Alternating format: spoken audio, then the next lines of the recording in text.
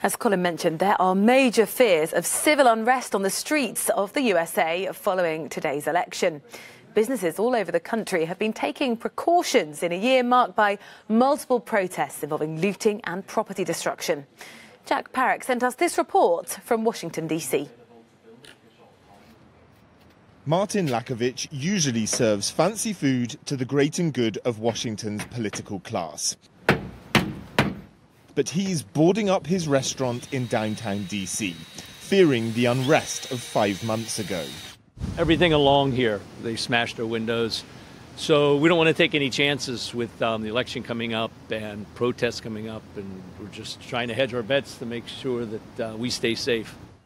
He says it's not ideal when they're already struggling with the financial hit from COVID-19.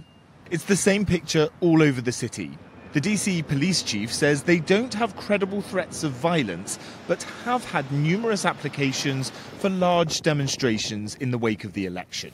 Small-scale cases of looting and property damage have become commonplace around the country in the wake of the summer's Black Lives Matter demonstrations.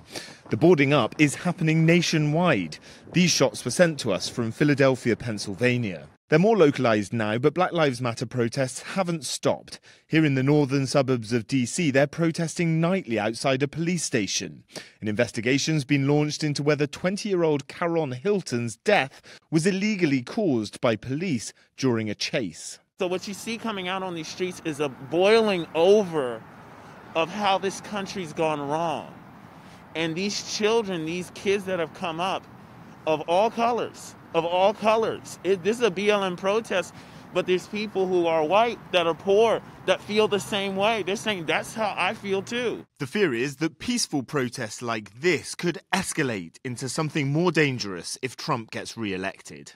There are also fears that if Trump rejects or challenges the result of the election, that his supporters could take to the streets as well. America is bracing itself for a tumultuous post-election period. Jack Parrock, Euronews, Washington, D.C.